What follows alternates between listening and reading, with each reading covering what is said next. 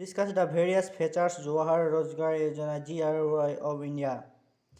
Introduction. Jawahar Rojgar program was initiated by April 1, 1989 by merging National Rural Employment Program and Rural Landless Employment Guarantee Program. So it was the amalgamation of the previous employment programs, and it was the most extensive federal employment program of India at that time, with the general objective of giving 19 in 100 days employment per person, especially in backward district, mainly people below the poverty line were the main targets. The yojana was launched on rural scales. Every village was to be concealed through Panchayati Raj institutions. The town got support from District Rural Development Authority. Expenditure were created by central and state in 80:20 ratios. Background. Jawahar Rojgar Yojana program was divided into three streams. One stream containing general works under JRY and also two sub-schemes Indira Awas Yojana and Million Well schemes. It got 75% of the total allocation. In Indira Awas Yojana, the distribution was increased from 6% to 10%, and Million Wells scheme from 20% to 30% during that period. Twin stream. It was also called intensified Jawahar Rojgar Yojana and was executed in selected 120 backward district and got 20% allocations. Third stream, it was left with a 5% allocation for innovation programs that included the prevention of labor migration and drought proofing watershed. The government of India launched Sampurna Gramin Rojgar Yojana by the objective of giving gainful employment for the rural poor. It was initiated on September 25, 2001 by combining the provisions of the Employment Insurance Scheme and Jawahar Gram Rojgar scheme. Its main aim is to provide employment and food to people in rural areas who are below the poverty line. The main features JRY, we know that JRY come into being after the merger of NREP RLEGP, the two wage employment programs, and its objectives is also the same, but there are some difference in the process of its planning and implementation. The main features of the programs are as follows.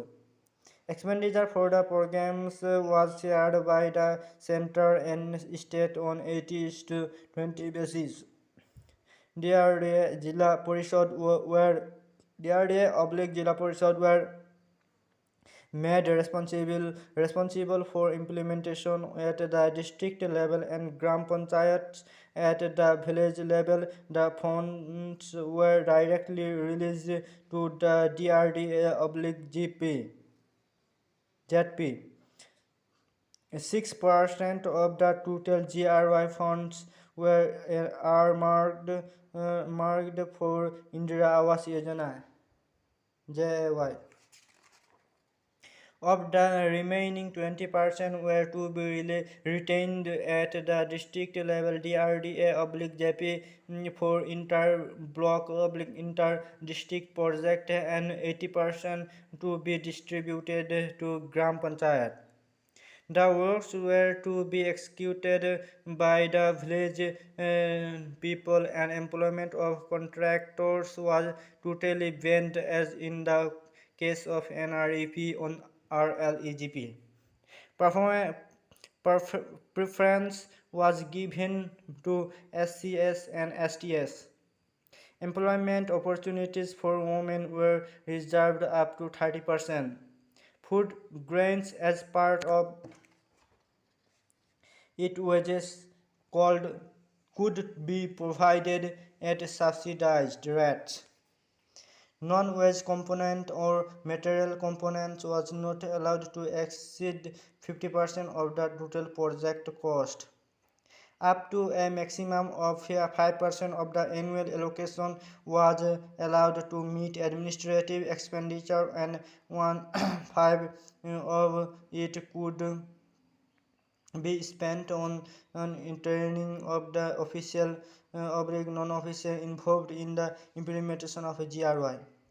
Up to 10% of the total allocation of DRDA/ZP and Gram Panchayat was meant for maintenance of the assets created.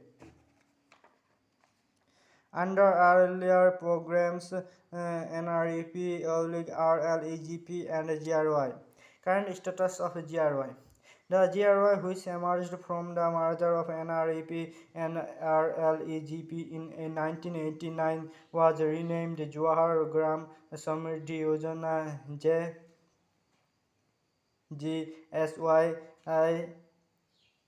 in 1999. Also, as the objectives and the operational strategies of GSY and EAS were similar and overlapping, these two programs were merged into one program in 2001 with a new name, Sampurna Gramin Rojgar Yojana SJRY, while the operational methodology of the programs continues to be the same as that of the earlier programs. One of the important features of the programs is to give equal importance to the development of rural infrastructure.